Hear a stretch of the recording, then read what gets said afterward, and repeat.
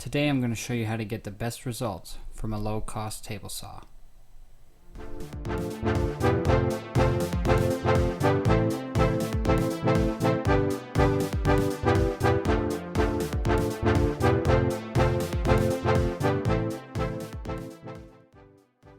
When most people go out to get their first table saw, they don't have thousands of dollars to spend.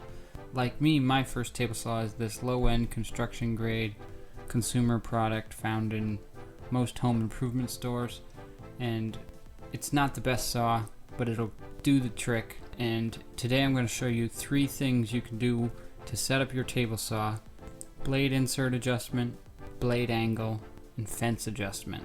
If you do these 3 things when you buy your first table saw, a little bit of time in the beginning will save you a whole lot of headaches and give you the most consistent results with a low-end saw. Most cheap table saw inserts aren't flush with the surface because they're designed for just ripping plywood on the job site.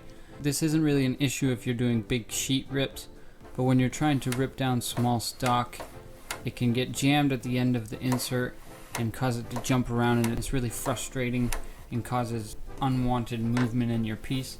So the first thing I'm going to do is take out this insert, and I'm going to bend this tab that holds the plate tight to the deck of the saw, so that way when I put it back in, I have a lot of movement. Now I can take some spare vinyl I had lying around, and I'm just going to build up a bunch of layers of vinyl on the bottom of my insert until it's flush with the surface of the saw, and this will give you a much more consistent cut when you're doing smaller pieces, and it'll be a lot smoother feed.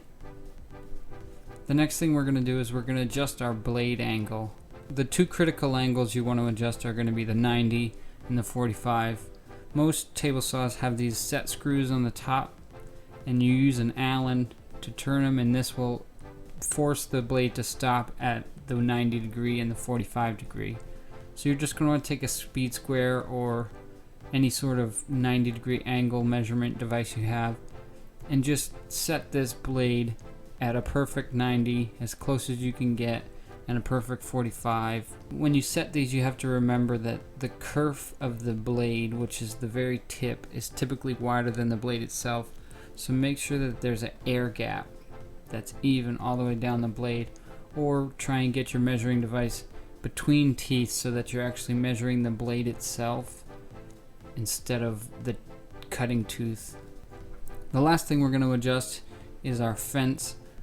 So we're going to put our blade all the way up, and I'm just going to take a piece of stock that's been pre-cut to a precise measurement, and I'm just going to put that against my blade. Now with my fence clamped and tight, I'm going to loosen this end bolt, and this will release the tension on the fence. Now I can slide the fence all the way to the piece of wood and clamp it tight to the blade. Now I'm going to loosen the 2 screws on top that adjust the lateral angle. Once everything's loose and clamped, you can now tighten the back nut, and this will re-tighten the clamp on your fence. Once the clamp's tight, you can now tighten the 2 top screws, and that'll lock the fence parallel with your board. Now that we have these 3 adjustments done, we're just going to take some quick sample cuts. So I'll do a 45, and I'll do a sheet rip cut. So now if we take my 45 and put it up against my speed square, you can see that it's a pretty close 45 degree angle, and I can't be upset with that. It's pretty good results for a cheap saw.